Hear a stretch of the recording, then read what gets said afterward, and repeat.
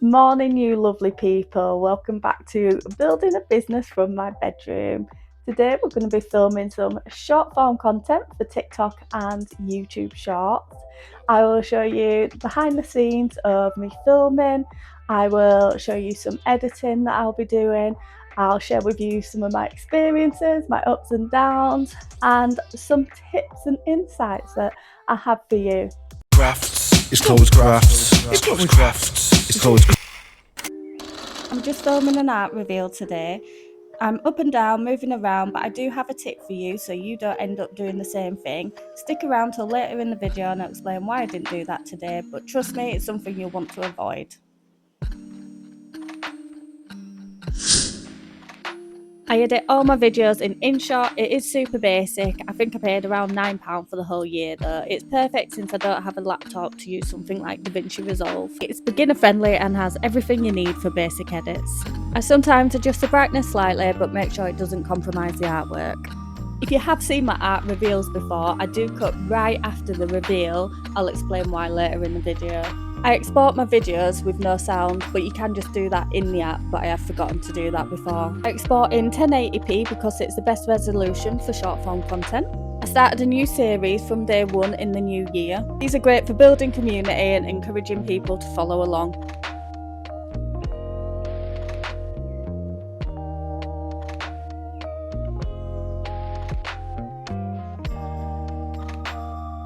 Make sure the text is positioned well so it doesn't overlap with captions or buttons on TikTok.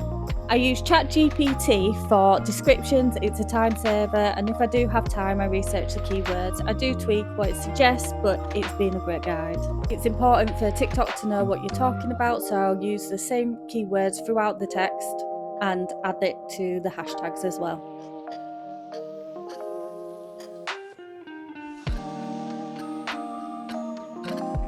I always add text to the thumbnail so my profile has a consistent look throughout. I always make sure that I preview the video a few times so that I know that I'm happy with it and there's no spelling mistakes. Save the video in my draft so I have it ready and can post it at a time that works for best engagement. Do exactly the same for YouTube Shorts as I do for TikTok. Usually pick a trending audio to keep it relevant. I post whenever on YouTube Shorts, so there's no set schedule for me. Once I've posted it, I go to YouTube Studio to update the description and the tags. I follow the same process for editing, text and thumbnail to keep everything consistent.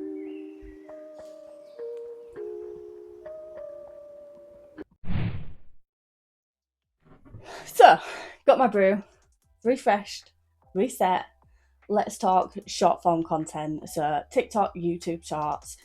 And if you're thinking, Chloe, why have you got a mic stuck to a paintbrush? That's because I can't afford a fancy mic at the minute, and this one rattles every time I move it a little bit. Hopefully, one day in the future, I will be able to afford a fancy mic that lights up and sparkles. But right now, if you could just stick with me with the mic on the paintbrush, I would appreciate it. I started taking TikTok and YouTube Shorts more seriously about 6 months ago. That is when I joined a art content sort of membership and got support in creating content and creating books. So that was really helpful for me. But I have always had an up and down relationship with TikTok. When I first started, I paid for views. Not at the very beginning. Before it would get like 200 views. I paid for content, 6,000 views after like 20, 40 views, and that went on for quite a while. So really disheartening. I joined a membership and obviously seek support in content creation. It's mainly focused with TikTok, Instagram and Pinterest, but I joined that and I am starting to see some growth. However, TikTok and trying to grow an art business and crafts business and trying to film content alongside 40-hour-a-week job was impossible for me. There might be some of you out there that can absolutely do it and are really successful. I could not do that. Anyway, what was my point? So I was taking it seriously about 6 months ago. So I've had an up and down journey with it. Now that I have got this part-time job and now that I can focus more on content, my journey's going up again. Membership that I've joined has obviously helped me so much, like astronomically. The content that I was making before, I would say it was shocking. Let's just say it was shocking. I would not speak and you wouldn't see my face. And actually, when you are trying to do short form content, some people can make it, but it is also quite important for building that connection up with your viewers and building some sort of community. People do like to see the face behind the work and the art and the product, so they do like to see that. And it's really helpful if you do have the confidence to do that. But I feel like I'm going off track. To sum up, I've had a very up and down relationship with TikTok. At the minute, it's gone the way up. So I'm quite happy with that. YouTube Shorts, on the other hand, I don't put as much time and sort of effort into YouTube Shorts. I post what I'm going to post on TikTok. It's the same content, but I don't feel as like consumed by YouTube Shorts. I put up a video for YouTube Shorts and it got 4 views. That is the same video that I put on TikTok that got 8,000 views. Like, I don't know what YouTube Shorts wants for me, but then I think the most I've got on YouTube Shorts is 14,000 views. So it's even more of a roller coaster, really. But I'm less consumed by it because I think I want to focus more on YouTube, like longer form content. So my progress with short form content for TikTok, when I first started, this will be about a year, well, it'll be over a year ago actually. It will be over a year ago.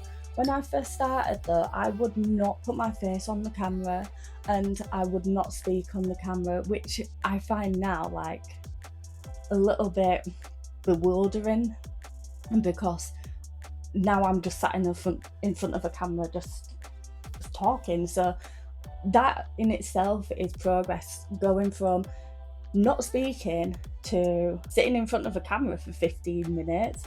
That is progress. It has taken time, but it's still progress. I think for me, it's got to be the art reveals. The art reveals have really helped my confidence because although I'm not speaking, I am putting my face on there. So in that sense, I have grown. I have gone from someone who shy away from the camera to someone who will sit in front of the camera for 15 minutes and just ramble on. So that is progress. It's taken some time. It's taken quite a long time, but it is progress.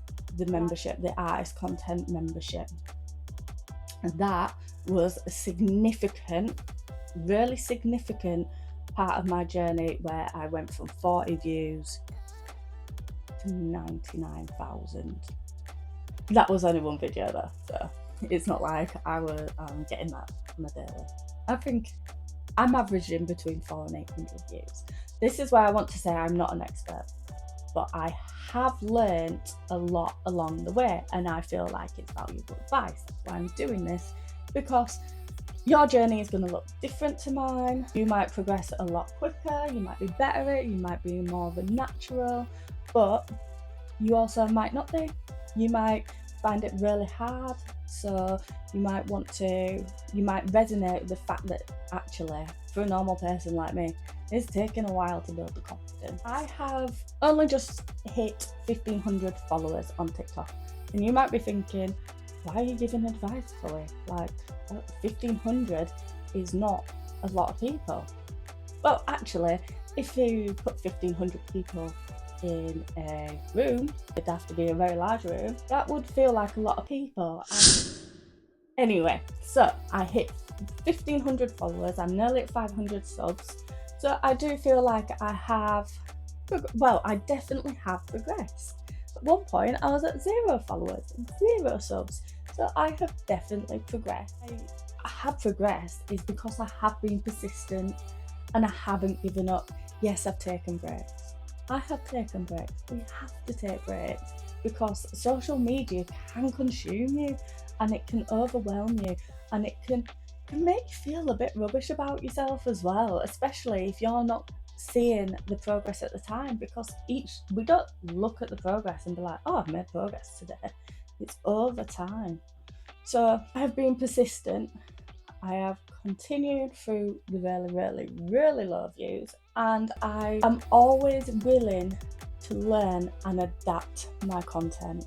That is just one thing. My mic's still on. Yeah. That is one thing that I can say has helped me. Tips for content creation. And like I said before, I'm not an expert, but I've learned a lot, and I feel that it would be nice to share this with my lovely YouTubers. So, excuse me.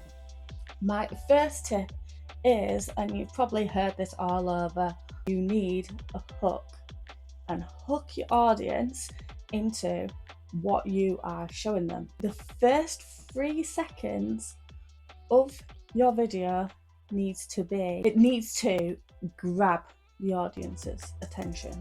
You need to, it's almost like virtually grabbing someone and be like, hey, listen to me. Obviously don't do that, and that would come across very aggressive, but it is hooking them in.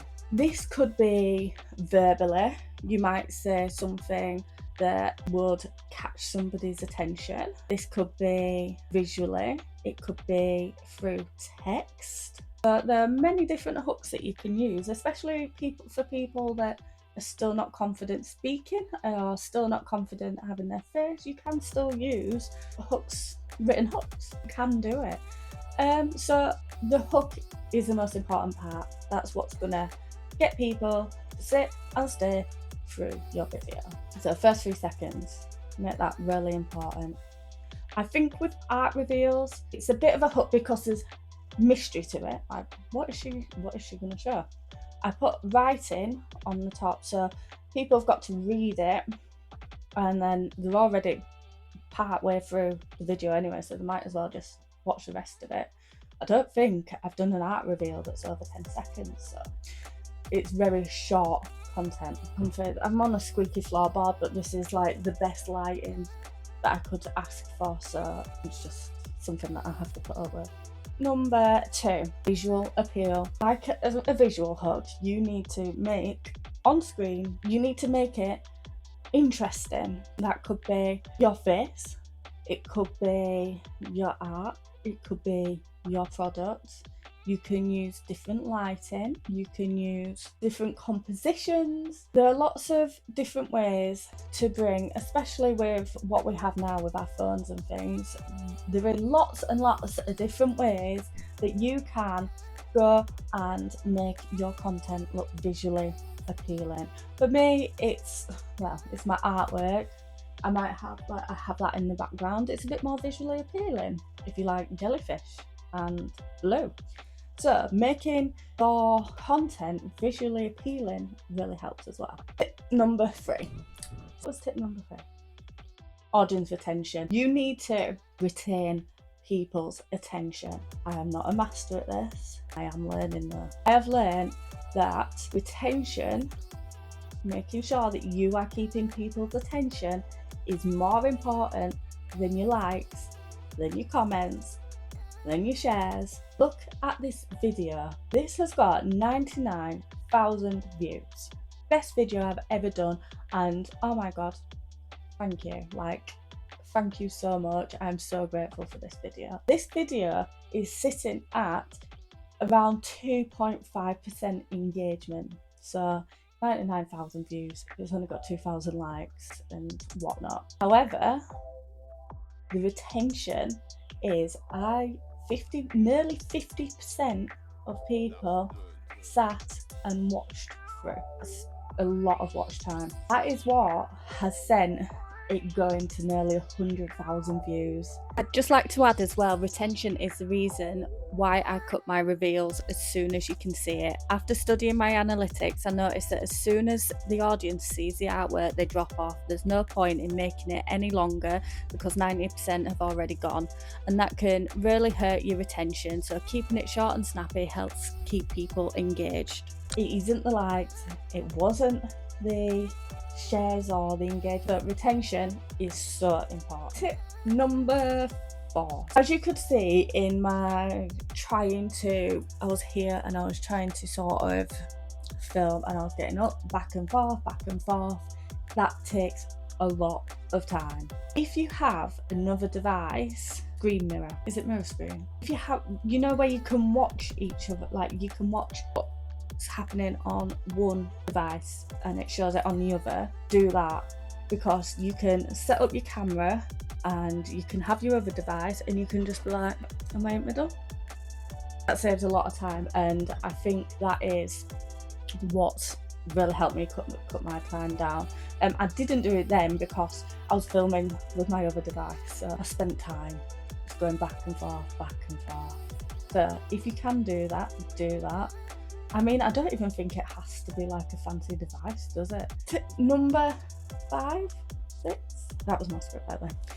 Well, it's not script, it's more bullet points, but I can't really keep it all in my head and speak at the same time, so I'm going to try and get better than that. Get better at that though. Filming yourself is, well, for me, it was the most frustrating part of doing it.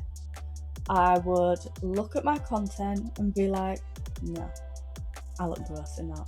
No, you can see my double chin. No, my hair is all gross. So it took me a long time to be able to approve of myself and just be like, put it out there, Chloe. If you get some mean comments, so what? You are you at the end of the day, and you can't change that. Which shouldn't stop you from putting your art out there. A great tip for it is to put a cap on how many takes you might do. I wouldn't put a time limit on it because you will stress yourself out. You'll be like, oh my god, I've only got 15 minutes left. That's something that I wouldn't personally advise. But I would say set a limit for the amount of takes. Like, if you're brand new, I'll do this in 10 takes. I will find the best one. Having that sort of limit, so you're not going back and self-criticising yourself and going, oh, but that, and then there's that, and then there's that. It just makes you put that content out there. So that, I think, is really important. I used to spend well over an hour just filming a little art reveal like that, and it would just frustrate me. So it is best if you put a cap on it. Here are my final thoughts on content creation. Well, short form anyway. My thoughts are, and what I've learned in a summary, I've learned to be more self-aware when I should take a break, because taking breaks is okay. I've learned about how TikTok and YouTube Shorts favour retention over your likes. We need to push ourselves, push the boundaries, and show people who we really are. You've got to remember, everybody starts somewhere. I know that 1,500 followers is not groundbreaking, but 1,500 is better than 0. 470 subs is better than 0. But we all start on 0. If I can get myself, me, of all people, to go from 0 to 1,500 or 0 to nearly 500, you absolutely can too. Just remember to not compare yourself with other content creators. We are all on different paths, and there's enough room for everybody on the internet. So if you are thinking about creating content, do it. When you get out of your comfort zone, that is when you will start to make more progress, and hopefully I will see that too when I start pushing my boundaries and start coming out of my comfort zone. Everybody needs a break. Do not let it consume your life. Post so that you're still active on the account, you've still got activity, but you're not affecting yourself in a negative manner. If you are on this journey, share your experiences and your progress down below. I would absolutely love to see other people in the same shoes as me and see their progress and how their journey is going, because everybody's is different. Let me know how your progress is going. Thank you so much for staying for the full video. I really hope that you took something from this video and maybe learned something new. And if you did, if you want to give me a subscribe or a like, I would absolutely appreciate that support so much. Have a lovely day. Craft. Yeah. Enclosed class. Closed craft. We have a laugh.